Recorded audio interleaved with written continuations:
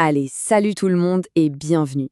Aujourd'hui, on va décortiquer un duo qui est vraiment au cœur de la cybersécurité, les vulnérabilités et les exploits.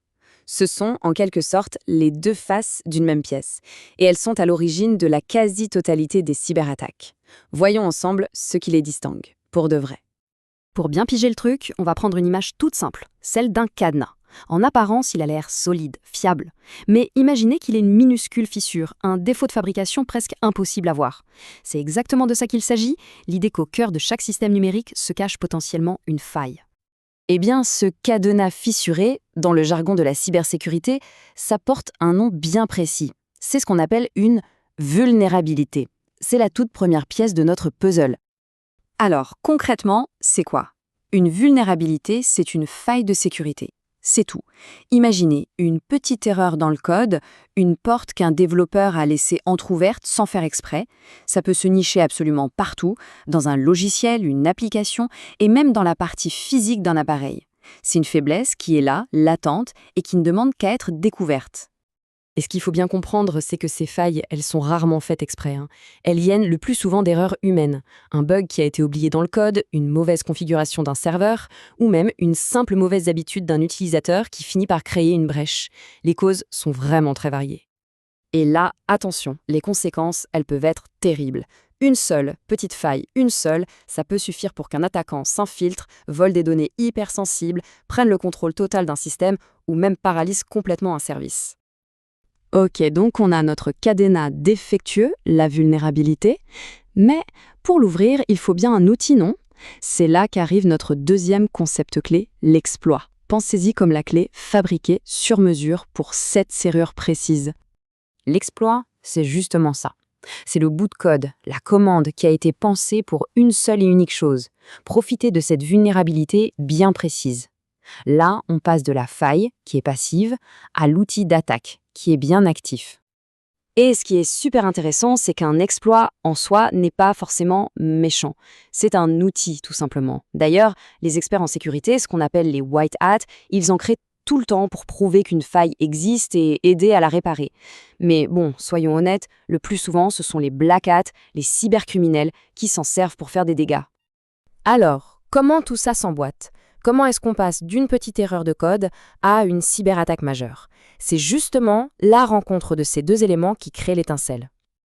Là, la distinction est super claire. D'un côté, on a la vulnérabilité, c'est la faille passive, notre fameux cadenas cassé. De l'autre, l'exploit, c'est l'outil actif, la clé faite sur mesure. Et le point vraiment crucial à retenir, c'est que l'un ne peut rien faire sans l'autre. Et ça nous amène à la règle d'or, le truc à retenir de tout ça. Sans vulnérabilité, il n'y a pas d'exploit. C'est simple. Un pirate peut avoir l'outil le plus dingue du monde. S'il n'y a pas de porte à forcer, son outil ne sert à rien. La faille, c'est la condition de base. Du coup, la chaîne d'attaque, elle devient super logique, presque simple. Étape 1, il y a une vulnérabilité qui existe quelque part dans un système. Étape 2, en attaquant la trouve et il fabrique un exploit juste pour elle. Et étape 3, l'exploit utilisé et c'est là que la cyberattaque commence. Face à cette menace qui est quasi permanente, comment est-ce qu'on s'organise? Parce que heureusement, on ne laisse pas juste ces failles dans l'ombre. Non, il y a un effort mondial pour les répertorier, les cataloguer et même les rendre publics. Ce qu'on voit là, c'est le fameux programme CVE. Ça veut dire Common Vulnerabilities and Exposures. Il faut voir ça comme la grande bibliothèque mondiale de toutes les failles de sécurité connues. Dès qu'une nouvelle vulnérabilité est découverte, hop, elle reçoit un numéro d'identification unique. Comme ça, les experts du monde entier savent exactement de quoi ils parlent. Et ce chiffre, franchement, il donne le vertige. Au moment où cette capture a été faite, on parlait de plus de 228 000 vulnérabilités uniques répertoriées. Ça donne une petite idée de l'ampleur du défi, non ?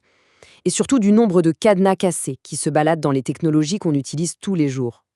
Bon, alors face à ce déluge de failles, qu'est-ce qu'on peut faire? C'est une bataille perdue d'avance? Eh bien non, heureusement. Parce qu'il y a une réponse, un processus constant de réparation. La solution, c'est une sorte de course contre la montre permanente entre ceux qui découvrent les failles et ceux qui les corrigent. Les développeurs, ils publient ce qu'on appelle des patchs ou des mises à jour de sécurité. Leur seul et unique but, c'est de colmater ces brèches avant que les pirates aient le temps de les exploiter en masse. Et c'est là que ça devient très, très concret pour nous tous. La petite notification qui s'affiche sur le téléphone, celle qui demande d'installer une mise à jour, eh bien ce n'est pas juste pour avoir un nouveau smiley. Non. Le plus souvent, c'est un correctif de sécurité absolument vital. C'est le bouclier qui vient réparer un de ces fameux cadenas cassés. Et on va finir là-dessus avec une question. Si les mises à jour, c'est notre principal rempart, quel est vraiment le coup de cliquer sur me le rappeler demain? Chaque jour qu'on passe à reporter cette installation, c'est un jour de plus où on laisse la porte grande ouverte. Le petit confort de cliquer sur plus tard, il pourrait bien nous coûter beaucoup, beaucoup plus cher qu'on ne l'imagine. Ça fait réfléchir, non?